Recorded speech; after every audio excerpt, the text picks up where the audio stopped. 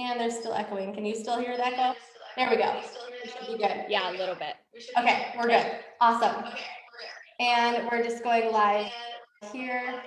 So welcome to Worthy Women Wednesday. Thank you so much for showing up, Minky. I'm so excited for you to be a guest on my show today because you have impacted my life personally so much, and really realizing how much my voice matters and how to create a brand that other people want to talk about and that impacts the world, not just our small communities. We get to start there and we get to keep growing. And so thank you for all that you've done in my life. And so I'm so excited for you to also be able to share what you've created for other people and how you've shown up powerfully in this world. And of course, I really related to you in your story of going through abuse and really also just hitting rock bottom, even living in your car and overcoming all those obstacles. So thank you so much for being on today. Thanks. I'm excited to hear from you. Yeah, absolutely. So yes, my name is Ninki Brady. I am a social media and marketing expert. I love everything about social media and helping people be influential leaders within their brand. I am the co-owner of Next Gen Coaching with my husband, Travis Brady. He is a branding expert. He's absolutely phenomenal. So we've teamed up. Yes, we both have the opportunity to coach Alicia on her amazing business and message with this world. So yes, we've teamed up to build this business. We have a team of 10 people. So we help people scale to the multiple 6 and 7 figures in their business and their purpose to truly change the world. So do you want me to say my story a little bit? Yes. Share? Okay, I want to start with your story because I love what you're up to in this world, and I want people just to be able to relate and see where you came from, because a lot of times we look at influencers or we look at people who've already created something, we're like, wow, well, they can do it. Of course they can do it because it's been easy for them, or whatever we put in our head. And it really hasn't been. And so I would love for you to just share a little bit about your story, whatever you feel comfortable sharing with us, and then we can go forward and what else you've created. Absolutely. Okay, so my journey started out, I was not popular in high school. I did not look anything like I do now. Very, very shy, didn't have a lot of friends. And then I got married when I was 18 years old. So super young and didn't really know what I was getting into. And long story short, on that aspect, I ended up living in my car, walked away from my family, my money, my job, everything. And so I ended up living in my car for a month at 18 years old. So that was a big life shift of okay, you either make it or you don't within this capacity. So living in my car, and then I had my personal training certification. I had gotten it when I was 17 years old. I had graduated high school early, and I'm like, okay, I love personal training. I love helping people. I love fitness. This is what I'm going to do. So I got a job at Gold's Gym at the time. Now it's Vasa in Utah, but got a job at Gold's Gym. And I was working there and I loved it. I loved helping people. And it's like, okay, to make more money, I just need to work more hours and get more clients and just love people more. So that's what I did. So I worked at Gold's Gym, then it changed into Vasa in Utah. And I just kept working this job and realized I'm not making enough money. I'm not making enough money I was living in West Valley at the time, which is the ghetto of Utah. I had a small, teeny room that barely a twin mattress fit on the floor. And that was my life. After my divorce, I was working all these hours, doing what I could, and I was just stuck. And I'm like, okay, so something needs to change. And when I thought about marketing, I'm like, okay, everything for marketing is your billboards, it's flyers, it's all these different things, and they all cost a lot of money. And at the time, I'm like, I have no money. I can't do this. So naturally, I was like, I just need to get a personal training job that pays more.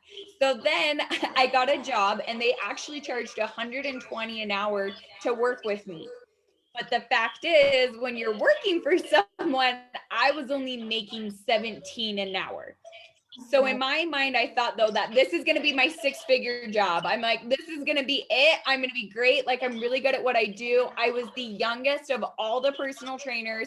They had master's degrees. They all had so much more qualifications. But the X factor that I had is because I didn't have family. I didn't really have friends. I had walked away from my whole life. I was able to love them to a capacity that the other trainers weren't. I was at their kids' football games. I was there cheering them on. They became family. So I had this full clientele, right? And it was great. And then I ended up buying my first house, and I couldn't afford it after that. I got into this house, and with this job, I was at this point where it's like, hey, I'm going to be homeless again. I was really in this like fear moment, and I was like, okay, like something's got to change. I can't work any more hours. I was working 60 hours, like, and they're half-hour sessions. So I had 120 clients a week. Like, I want to put that into perspective, where I was at as a personal trainer. So then at that point, I was fortunate enough to go to my first event. It was the Strengthen Your World Leadership Experience. And it was actually the event that Alicia went to, our first event that my husband had started. And my whole paradigm just shifted. And I was like, wow, like this is what I need to do. And it changed my whole world. And then after that, I started my own business 2 weeks later. And then it was 6 weeks, I made 8K after that. And then I made 125K my first year in business. That was my Minky's Muscles personal training business. That's so super awesome. fun. Yeah. And then I doubled my income every single year after that, and realized that a lot of people didn't know how to present themselves online. They didn't know how to build their following, share their story, like really just to market themselves and not just have a pretty number on a screen, but actually convert into clients. So after that, I slowly transitioned into helping other people in service-based businesses to replicate the same results I had, to create 6 figures their first year, and then create multiple 6 figures, and then eventually hit 7 figures at 25 years old, and have continued to help other people after that. I've teamed up with my husband. We have an awesome team, and I have the life of my dreams, and a little 8-month-old, well, he's 9 months now, 9-month-old baby that I never thought I would have. Like when people say like you truly can have the life of your dreams, I believe that. Like I was divorced at 18. I didn't think anyone could love me. I didn't think I could find a husband that I could build this empire with, that I would be paid to speak on stages all around the world. Like I just never thought any of this would happen. And let alone have, like, to me, having a baby was like my unicorn. That was like winning the jackpot, was being able to have a baby and be a mom and be able to do it all. And that's the one thing, is like I love it. I still work full time, run the businesses, do all the things I love, and get to have my sweet baby and my sweet family. So that's my story. Yeah. Thank you so much for sharing that. There's so much there. And I want to rewind a little bit just about your story, because like I said in the very beginning of this interview, people look at you now and they're like, she's beautiful. She has a beautiful family. She has it all. Like, it must have been easy for her. But hearing your story of actually, like, no, you went through a really young marriage, right? And you got out of that. You stood up for yourself. And so first of all, like, I want to speak on that. How did you take a stand for yourself at such a young age? Like, was there someone in your life that stood up for you, or was that just you and you're like, no, I get to have more than this?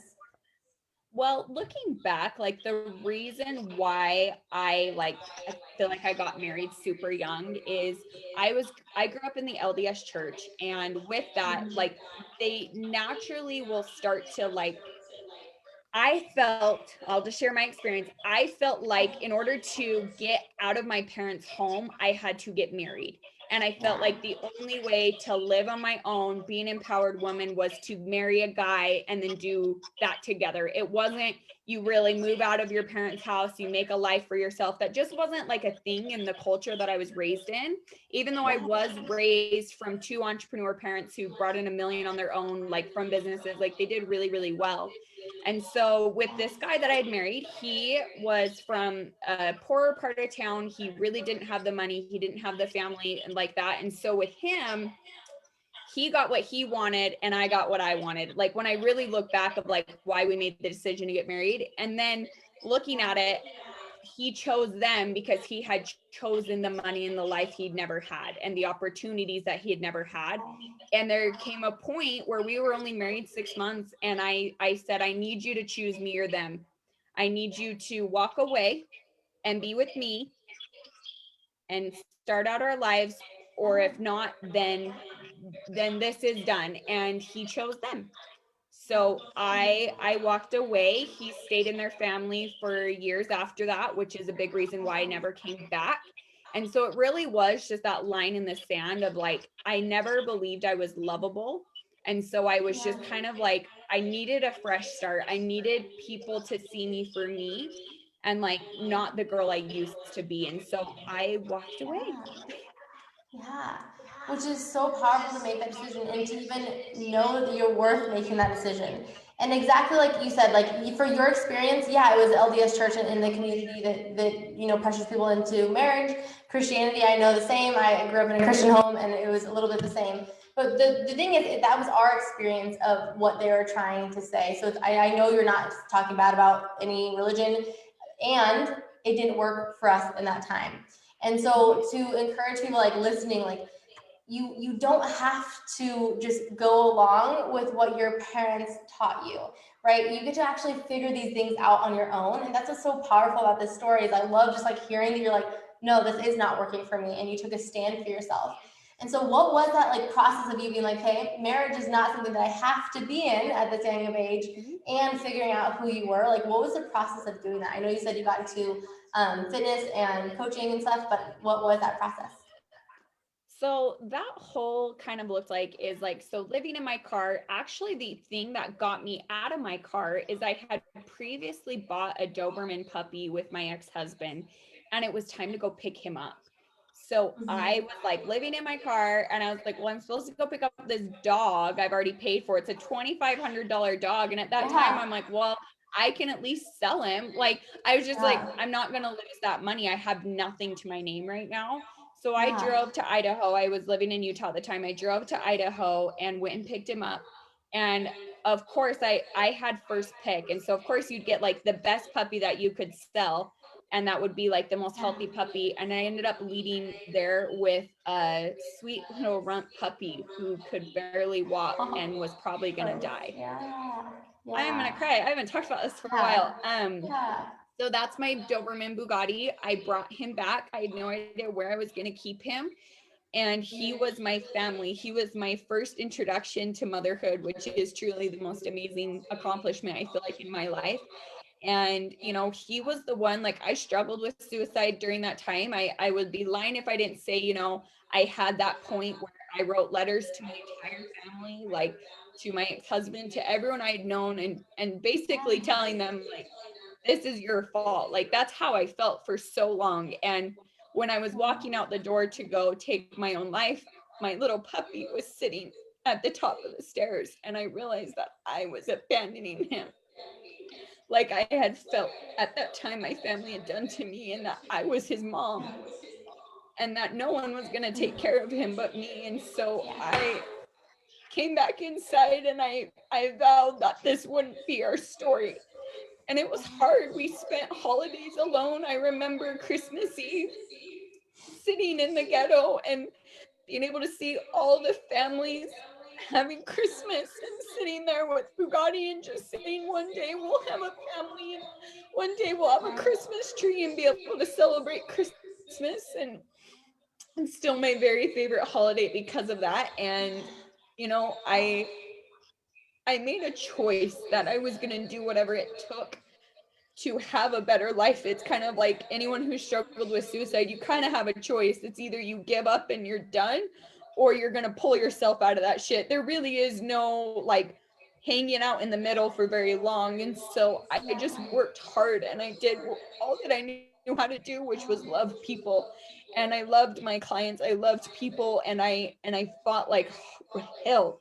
I fought like hell. And, I had to work through a lot of stuff. I invested in a lot of coaches. I would love to tell you I did it all on my own, but I didn't. Like, I had to invest in so many coaches, like emotional healers, like people to help me work through this stuff. And even when I met my husband, Travis, who's the most phenomenal man in the world, if you know him, I still didn't even want to be with him because I didn't believe I was lovable for so long. And, I chose to invest in myself. I chose to work through these things. And in return, it was the best decision that I ever made. Like, I will tell you, it was a scary investment at that time, but I made it worth it. And I got the results that I never thought I could, and opportunities that I never thought I could. Yeah. And you talked about just the anger that you had for your family and those around you. And I think that's our initial reaction to being hurt and feeling like they chose somebody else above you, especially family. Like that's super painful to go through.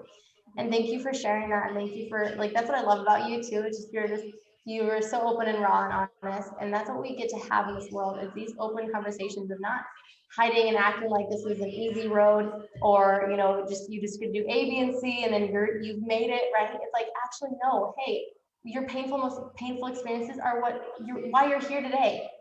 So you even taking a stand for yourself and now taking a stand for others is so powerful to see. And were you going to say something on that?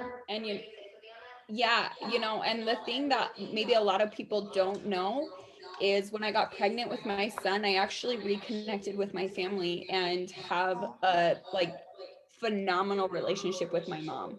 She's become my best friend. Like my parents, like I said, they are phenomenal entrepreneurs. Like they, and they're amazing.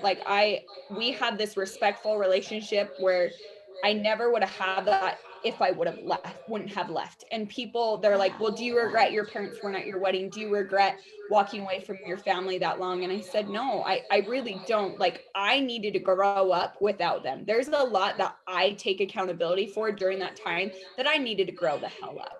And I needed to become the woman that I needed to be. And I wouldn't have had the respect that I do from my siblings who also own businesses and my parents if I wouldn't have walked away.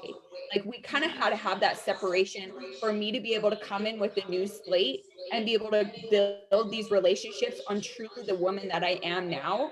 And I love it. I just went to Brazil with my brother and his wife and their kids. I'm very, very close with my mom. She takes my son to Moab with her once a month and just adores him. And so it is like beautiful. Like when people like don't try to reconnect with their family, like the problem is you probably haven't healed yourself first, and I wouldn't have been ready to do that and take accountability for my own stuff and see the beauty in the journey to be able to have that relationship if I wouldn't have worked with coaches to get me where I'm at. Yeah. I can relate to all of what you're saying. And I didn't even know this part about your story because my mom also said it takes two when she heard about the childhood abuse. And so I did the same. I walked away from my family for a very long time and I've reconnected. And what I'm hearing you say is like it takes you healing and actually looking in at yourself and seeing both sides, right? Because in that anger, we look at like they're wrong. They're wrong, they're wrong, they're wrong, and I'm right. And in that, there's like no healing and reconciliation, forgiveness. And so what I heard you say is just that you were able to actually take a look at your own self and take that time for yourself because your experience was painful and that's valid.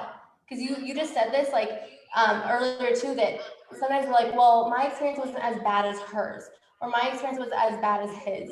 And can you point on talk on the point of your experience is valid and you get to work through that and realize it's actually made you stronger. I love that. I two things. First thing is this is why I love you so much is because you are the exact person that I needed during that time. Like you really like that's what I just love you. Like I have the opportunity to like really dive into your business and see how much like value you provide. And I'm sorry, like you don't charge enough for how good you are. Like, but the value that you provide and really looking at your business, I'm just like, wow, like you are the person I needed. You are the whole package that I needed during that time and that so many people needed so that they had the opportunity to get to be at this place in their life that I've gotten to because of people like you. That healing journey, guys, you can't skip it. Like when you've been through stuff like that, the business coach is not the first person for you to hire. It's not. You need to heal first. Like you need to heal. And that's what you do, which I love. And also touching on when you're like, okay, your experiences are valid, even though you may have not lived in your car like Ninki, even though you may have not gone through this, like your experiences are very valid. So there was a shooting here in Utah, and I actually teach women can still carry. I'm super passionate about like can still carry women's rights and teaching them how to protect themselves and firearms. It's all my jam. And I was actually super, super sick. This was 2 years ago. I was really, really sick. And I remember I was speaking at an event the next day and I'm like, okay, no, guys, it was not COVID. It was pre-COVID. I promise. So I was like, Yeah. okay, I'm going to go get myself a new blazer because I feel like shit. And I want to just kill it on stage. And so I remember going to the mall and I didn't feel good. So I didn't bring in my purse, which had my gun in it. I just brought my credit card to go in, buy a blazer, and dip out. And I remember going in, and there was actually a shooting at the Fashion Place Mall. And I was caught in the mall without a gun and was terrified, And it was one of the scariest experiences of my life. I remember texting Travis and letting him know what was going on. And he was like, "Are you kidding?" And I'm like, "No." And he turned on the news and he was emotional. Like, he didn't know what was going on. No one knew. And then my shooting coach, I texted him. His name's Anthony. He's awesome. And I said, "Anthony, I'm stuck without my gun. I don't know what to do. I am terrified. They're trying to barricade the door, but I am terrified. I don't know who's in here or what's going to happen." And so I just remember like protecting myself. And, there's a lot of stories that happened during that of like people were looting during that time because we were in the back of the store storage area and moms were having kids steal from the store and put stuff in their bag to try and capitalize on that moment. It was a whole experience. And in that moment, it was even scarier because I'm like, these people only care about themselves. And so barricaded myself, ended up being fine. And I remember after I was really shaken up, like I couldn't have my back to the door. I couldn't work out unless I was against the wall. I really struggled being alone, being without my gun. I had like 3 guns on me at all times. I'm not even kidding you after that. Like I was like, I'm never going to be caught without any of my guns. And I was terrified. And I really went through a lot of PTSD. And one of my good friends, he served in the military. My husband called him up and he said, "You got to help Minky. Like, she's not okay." And I'm like, "No, you were deployed." And I'm talking to him like, "You were deployed. You did all these crazy things. You saw people die. You went through so much more. Like, don't worry, I'm fine. Like, don't worry about me. Like, I know you went through so much more than me." And I was trying to downplay to him what had happened. And even him, where he's special ops, like he's really, really high up in the military. He came over and he's the one that sat me down and he's like, "No, your experience is just as valid. Like you can experience PTSD to the same level of people that have been deployed." And he was so loving to me. And we went through a process and an exercise, and he actually had me scream for like 20 minutes. And I'm surprised I didn't break the windows in the house. But it was like the craziest thing. But it was in that moment that I really embraced like how valid everyone's experiences are and their truth from those experiences. That is such an amazing story because exactly like you said, and it's almost like we don't share our experience because we're just like, we shouldn't be feeling this way. We shouldn't be sad. We shouldn't be in pain right now because other people have gone through worse things. And in that was probably the most painful part about that experience was the months and the weeks afterwards, right? Of reliving it / like feeling that like shame about feeling that way, right? Oh yeah, and everyone feels that way with like abuse or anything bad happening. You're like, well, my marriage isn't as bad as someone's, or my life isn't as bad as someone's. I shouldn't feel bad. Like why? Like especially I feel people like I see people with suicide, they go in this little loop too. They're like, well, I shouldn't feel bad about myself or feel this way because so and so's been through this, which is much worse, and then it makes them feel even more shame, and then they spiral down, which is so devastating. Which is exactly, and if we can acknowledge what we're feeling, because all the feelings are actually really supportive of like feeling the feelings, so that even if it's a trigger or whatever comes up, it's like, hey, why did that come up? Because triggers are actually really powerful, amazing tools when you change your mindset about them. Like, okay, hey, this did still hurt, this did still feel weird, or whatever the feeling is. Why? And then when triggers come up, I always tell people, like, when you have these memories, when you have these triggers, it's actually a time for you to continue healing. And so in that, because that was just a few weeks ago, right? That, or a few months ago, that story that you just went through? No, that was a couple years ago. The shooting was a couple years ago, pre-COVID, because I was sick. They're like, "Why were you in the mall?" You did say pre-COVID. Yeah, and so in that, I love what you just said. And what's amazing about your story is that you actually share it all the time on stages. And did you ever think that you would actually be able to share those like painful moments with the world? No. looking back, I was like, hell no. Like, this is like, I look back at those worst moments of my life. I'm like, I am never telling anyone that this happened. Like, this is horrible.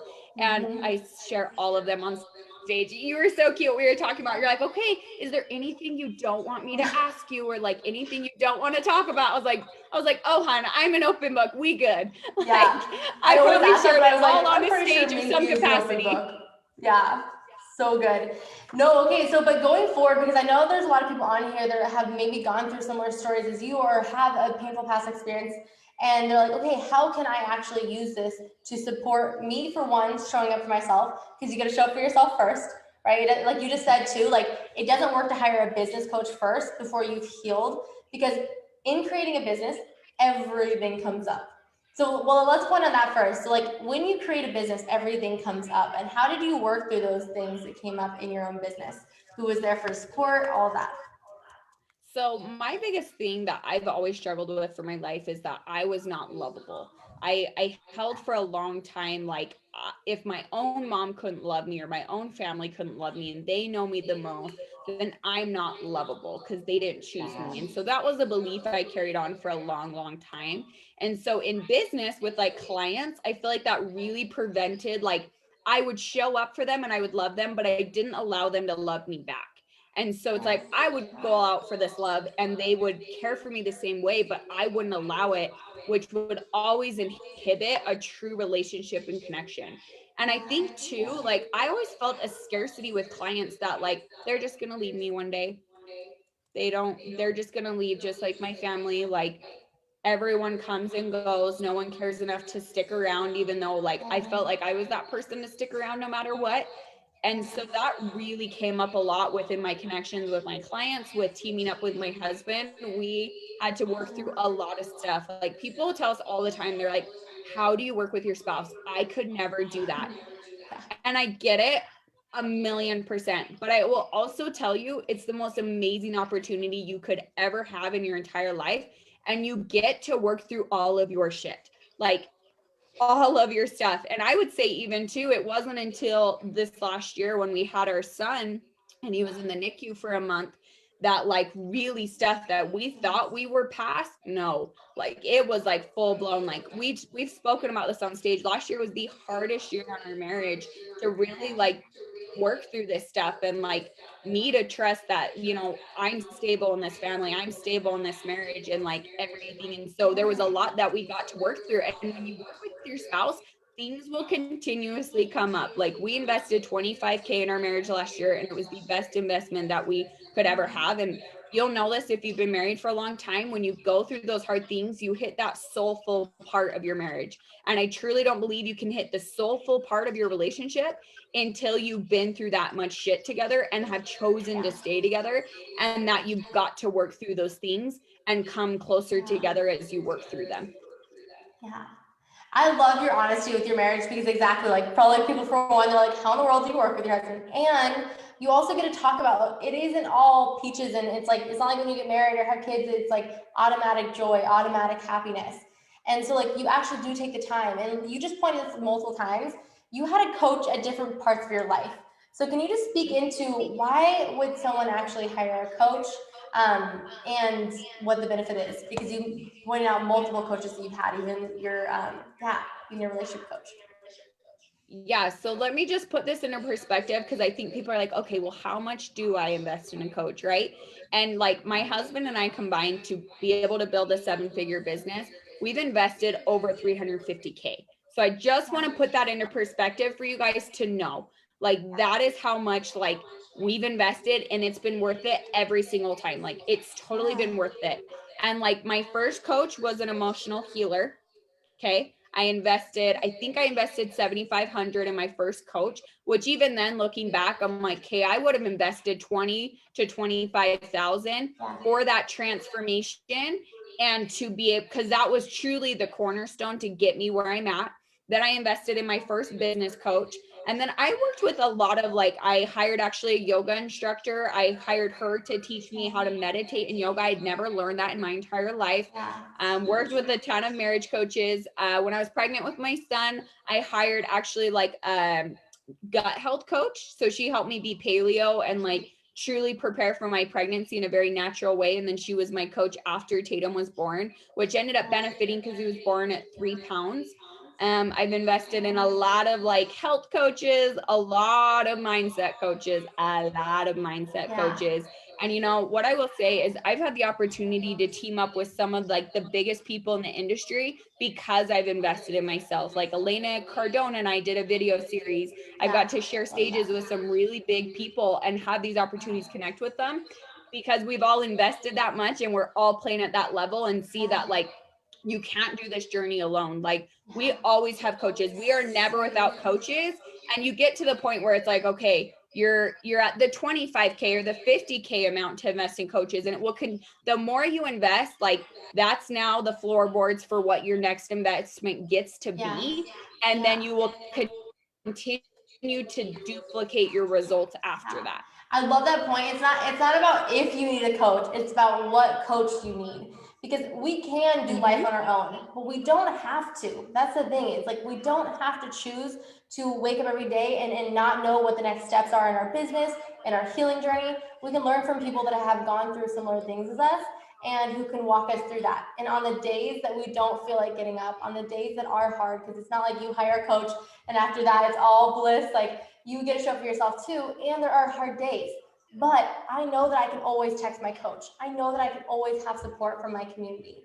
And that makes a huge difference. So it's like, it's your coach and it's like knowing you have somebody to message back. And, you know, some people, I want to play this too. Some people are like, my friend supports me. My mom supports me. My pastor supports me, whatever it is. Can you speak on like the difference between actually financially investing in a coach too? Yeah, absolutely. The truth is there is no like transformation without sacrifice. There is no transformation without sacrifice.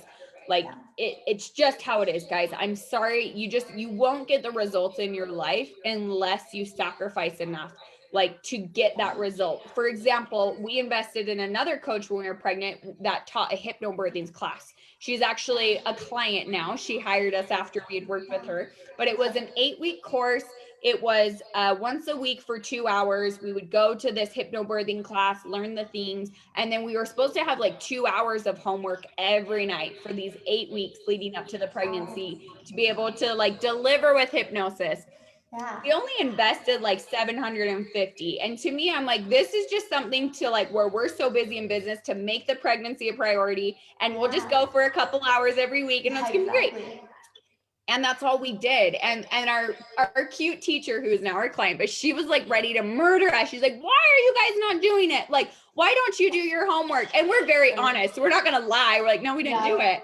And we're like, it's not that we don't love and respect you. It's not that you don't have the knowledge. It's that the investment wasn't big enough for us to actually get the results that we could have out of the program and donate the time to be able to get those results. Like we didn't have enough sacrificed and invested to invest the same amount of sacrifice and time to make it worth it and get the results. I felt like it was worth it. If you ask my hypnobirthing coach, she's probably like, no, that was not worth it. You got maybe like 5% of what I was teaching you and what you were capable of doing, which is why I'm helping her develop that into like a $7,500, $10,000 course. Cause I'm like, I see ya, I get ya, but like, we got to amp this up a little bit. Yeah, absolutely. Because you know, I always tell people like it gets to hurt. You know, like the payment gets to hurt because then you're invested, and you're like every month you're like, okay, I'm invested. I'm paying this amount. And when you pay attention. Simple as that. So I just wanted to point that out because I know a lot of people are like, no, I have support, and also like friends and family are great, and they're way too kind, right? Coaches also tell you things that maybe friends and family wouldn't, or things that you haven't noticed about yourself. And they're completely open and honest to do so because we're invested in your transformation, not just in our friendship, not just in our, you know, anything like to be kind or whatever else it is. And I feel like you need that outside party who's not jaded. And the one thing I will say is if you invest in a coach, whether they set this expectation or not, it is up to you to make that investment worth it. Like no coach is going to do the work for you. So I don't care if you invest 20,000, 50,000 with me. It is up to you to make it worth it. I will 100% be there every step of the way. I will always like be there to like be a shoulder to lean on to help you through your journey. But at the end of the day, you guys got to realize you're the ones for your transformation. Alicia, for example, she's phenomenal. Like she will help you on your healing journey. Like she will help you whether you were in the spot I was at, whether you've been in business already. Like she is your person to really help you heal and like kind of let go of those demons and be able to work through them so that you can have the life of your dreams and truly embrace it and feel it to that level. But Alicia can't do the work for you. She knows, she's been through it. She's invested a lot in herself. She has done a lot of work to get where she's at. Every time I ask her, oh, I'm at another event, I'm at another retreat, she's always doing stuff. Like she's phenomenal, guys. She is phenomenal. You like work with Alicia. She knows her stuff, but at the end of the day, you need to make it worth it. You need to make it worth it, and you need to put in the work. There's a process that works. Your coach has a process that works, or they wouldn't be in business. It is up to you to follow the process and continue to stay on the process, or it doesn't work. 100%. I love you, Minky, and this interview is about you. So, of course, you're like talking about what I do. But I also wanted to speak on what you do. So, can you share what you have coming up so the people who want to be connected with you know what's coming up? I'm really excited about the Phoenix event, so let's talk about that too, just so people know what you're up to in this world. Yes, absolutely. So we have a mastermind coming up in May that is going to be in Las Vegas. So that's going to be really, really cool. We're bringing in 100 people, that business owners that make 6 figures or more. It's going to be a very high level mastermind. We're going to bring in probably Brad Leah, some big speakers, some awesome powerhouses. And then if you can't wait till May to see me and connect with me and learn from me, which I do teach social media. I teach social media marketing, how to grow your following, how to actually convert from social media, be an influential leader, and be next gen within your industry, setting yourself apart from everyone else and helping you scale to that multiple 6 and 7 figures in your business. That's what I do. And so we've got an awesome event coming up here in Phoenix. It's on the 19th and 20th. Alicia is actually kicking off our event. She is going over the mindset part, helping you heal yourself, helping you be ready for that mindset to be able to scale to 7 figures. Then we've got my husband coming in to speak. He's going to help you unveil your brand story and really develop a brand that can carry you to that 7-figure mark. And then we are going over your programs, your processes and services and everything that you offer and how to make it better to be able to scale that. And then I'm speaking on conversions and social media and how to hit that level and convert. And then we have John Tellerico flying in from Georgia. He's a high level sales coach coming in talking about how to sell really well. And then we've got Sam Knickerbocker. He's coming in to talk about, okay, so when you make this money, how do you invest it? We have Frank Wazletter. He's talking about funnels and websites and how to actually like build your SEO. So we've got the whole like team coming together to really help people like in 2 days scale their business to that level. Yeah, so powerful. I've been to both of their events, their leadership event and this branding event. And so I know firsthand what it's created in my business and really how to make it. And honestly, also like you guys talk a lot about how to make your business vacation proof, because we talked about earlier, like you do get to show up for yourself first. And when you start your business, oftentimes it's all you all the time. And you can't take time off, and you feel like you can't take time off. And so what I loved about your whole program, both leadership and your branding experiences, was that you actually incorporated so much mind and body into it. You guys did, a lot of meditations during the 2-day events and just different things that a lot of people don't talk about, right? It's all about, let's do this branding, this funnel. It's like, yeah, that's all great. And you get to connect to right here in your story and what actually matters. And so that's what I love about you guys. Wrapping this up, can you share just like 3 tools for people who are ready to show up for themselves powerfully? And I know 3 tools, that's gonna be hard to narrow down, but what are 3 tools that help you show up every single day in your life? The ones that show me, like the 3 things I do to help me show up every day. Yeah.